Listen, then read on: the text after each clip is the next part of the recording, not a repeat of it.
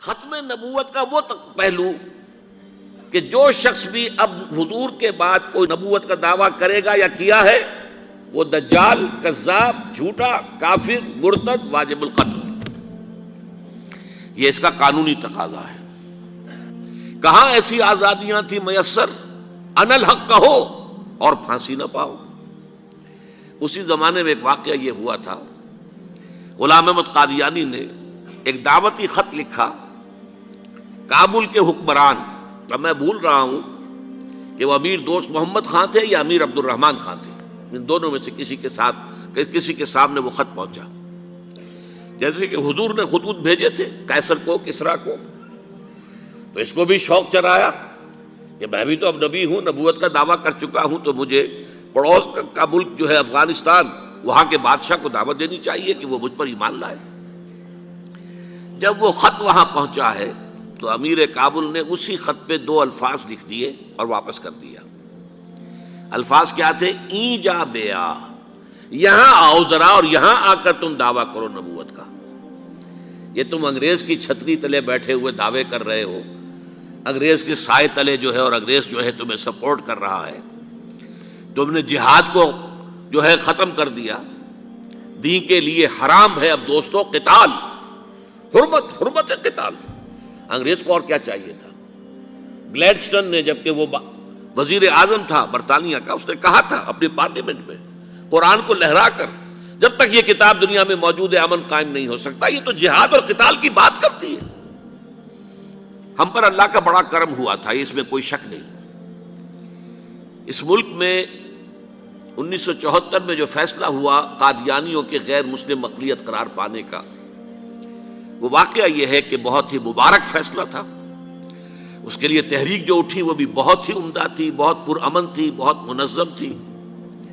مولانا سید محمد یوسف بن نوری رحمۃ اللہ علیہ اس کے قائد تھے۔ کوئی سیاسی لیڈر جو ہے اس میں نمایاں نہیں تھا، خالص دینی تحریک تھی۔ پھر اس وقت ہمارے ہاں حکمران ذوالفقار علی بھٹو، حالانکہ خالص سیکولر ذہن کا آدمی، اور قادیانیوں نے اسے سپورٹ کیا تھا 1970 کے الیکشن میں۔ قادیانی سمجھتے تھے وہ تو ہمارا اپنا آدمی ہے، لیکن اللہ تعالیٰ نے اس کے ہاتھوں لیکن بہترین طریقے سے، جس پر اعتراض کیا ہی نہیں جا سکتا، پارلیمنٹ کے ذریعے سے فیصلہ کرایا۔ کوئی آرڈیننس نہیں تھا، کوئی حکم جو ہے، فرمان جو ہے وہ ایشو نہیں ہوا تھا، پارلیمنٹ کے ذریعے سے۔ اور پارلیمنٹ کی ایک کمیٹی بنائی گئی جس میں کہ موقع دیا گیا کہ قادیانیوں کے سربراہ بھی آ جائیں، لاہوریوں کے سربراہ بھی آ جائیں۔ یہ دونوں سیکٹ جو ہیں قادیانیت کے، پہلے قادیانی تھے اب وہ ربوائی ہیں، ربوے والے ہیں۔ لاہوری جیسے پہلے لاہوری تھے آج بھی لاہوری ہیں۔ ان دونوں کے سرکردہ لوگوں نے آ کر وہاں پر اس کمیٹی کے سامنے پیش ہو کر بیانات دیے اور کہا، کھل کر کہا۔ ناصر احمد اس وقت جو ہے خلیفہ تھا ان کا، مرزا طاہر احمد کا غالباً بڑا بھائی مرزا ناصر احمد۔ انہوں نے کہا ہم نبی مانتے ہیں، غلام احمد قادیانی کو ہم نبی مانتے ہیں، ڈنکے کی چوٹ کہا۔